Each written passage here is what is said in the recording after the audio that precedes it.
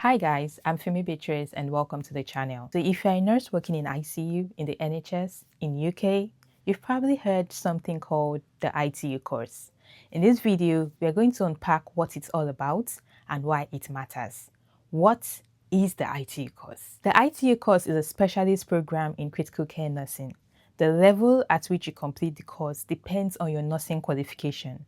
So if you hold a nursing diploma and are registered as an RN, you will study the course at UK Level 6. This is a graduate certificate in critical care. But if you have a bachelor's degree in nursing alongside your RN, then you'll be enrolled at the UK Level 7, the Postgraduate Certificate in critical care. At this point, the natural question is, what's the difference between a graduate certificate and a postgraduate certificate, and how do they compare to a full master's degree? A graduate certificate level 6 is a specialized program that builds advanced knowledge and skills in a chosen area.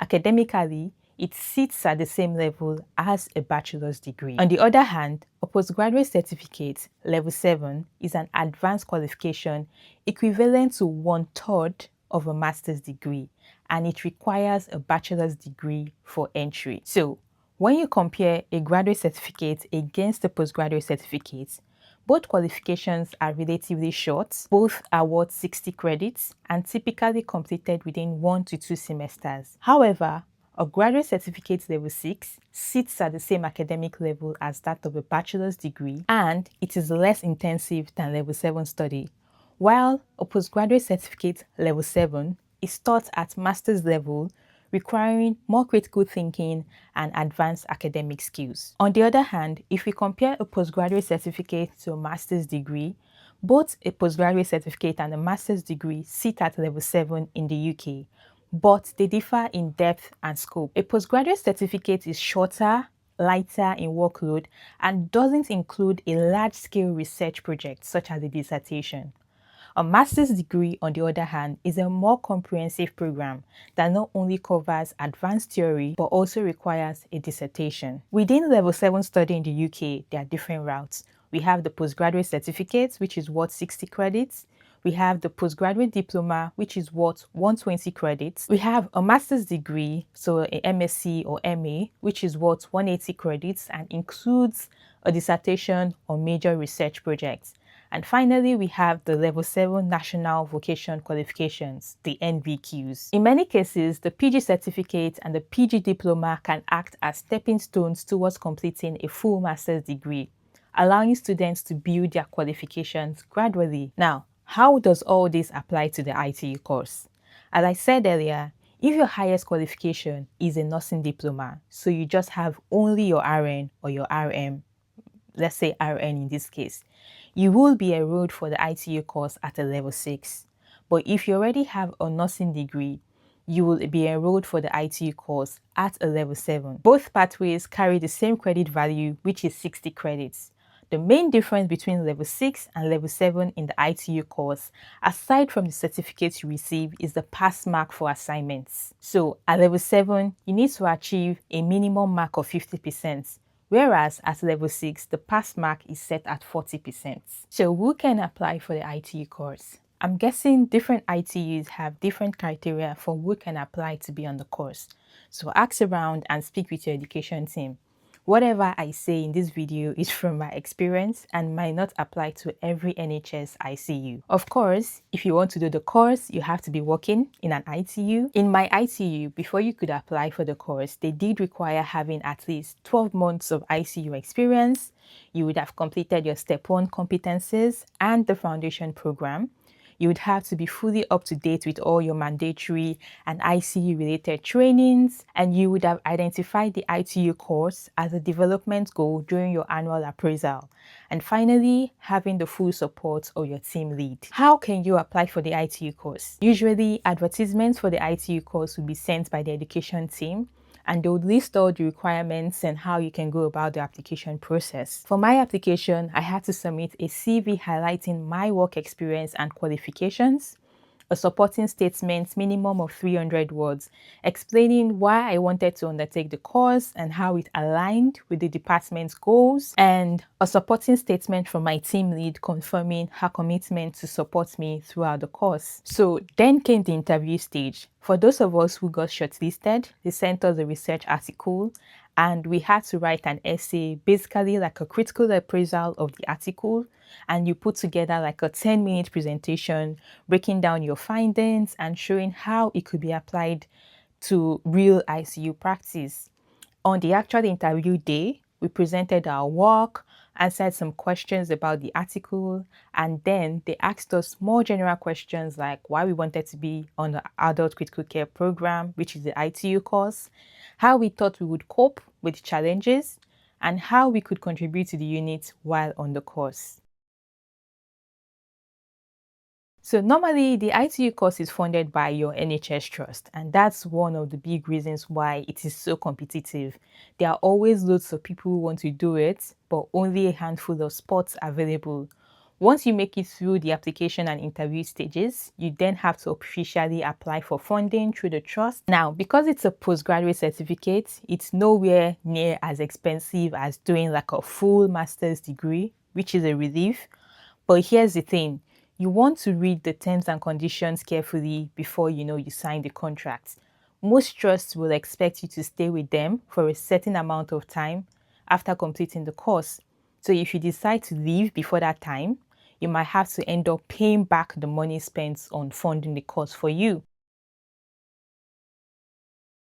The ITU course lasts for a year. Whether you're on a level 6 or level 7, you'll be doing the course for a year.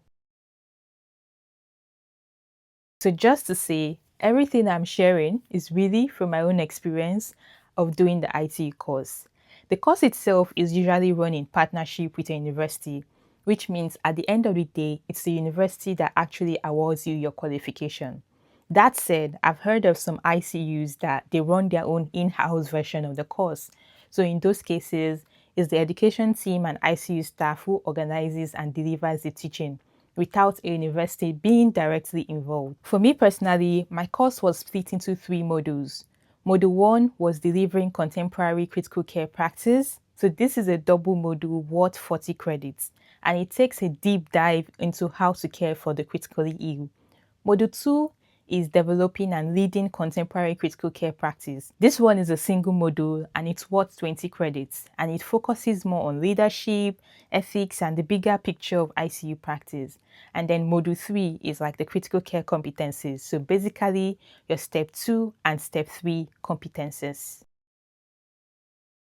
So the first benefit is that after the course, you will have an advanced qualification. The ITU course is an advanced qualification, especially if you are doing it at a level 7.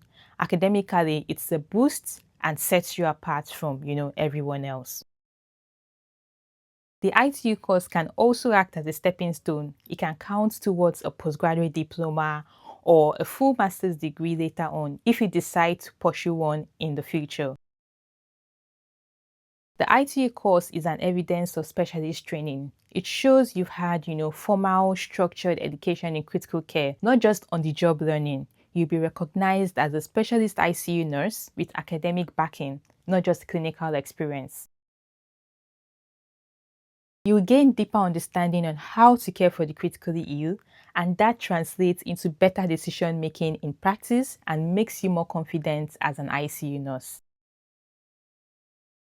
Modules usually cover ethics, teamwork, and leading care. So you are not just learning how to do, but also learning how to guide others and how to be a leader in the ICU. You are applying evidence-based care, which directly impacts the quality of care your patient gets. If you are thinking of applying for a Band 6 and moving up that career ladder in ICU, you definitely need to do the course, as it is basically a requirement in every ICU Band 6 vacancy I have seen. The ITU course is recognized nationwide in every ICU, so if you decide to leave your trust for another, it will be recognized there. I should also mention that unfortunately, at least in my case, I was told that this course is not recognized outside the UK, and to me this is a major disadvantage. but I still don't think that's a reason not to do the ITU course. There would be opportunities that might pop up in your ICU, and I've noticed that in order to apply for those opportunities, they would request you to have finished the course. It doesn't have to be a band 6 role. It might be some research opportunity, working in ICU informatics department, or going on rotation across other ITUs in your trust. And they would usually request that you finish the course in order to apply. So yeah, basically the ITU course is your entry point into other advanced roles and opportunities in the ICU. First one, obviously, is stress. Honestly, the ITU course is stressful. You are basically working full-time in ICU while studying at level 7, which is like a master's level. At the same time, even if you are single, it's a lot to handle. Now, throw a partner or kids into the mix and it even gets trickier. So yes, the ITU course can be stressful. This course isn't just about showing up to classes, their essays, presentations, and competencies, all with strict deadlines and pass mark.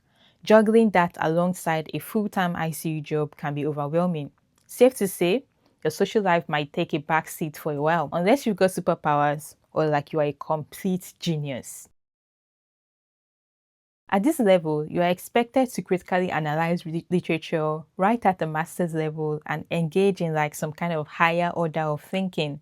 If it's your first postgraduate course or your first educational experience in the UK as an immigrant, it can feel really intense.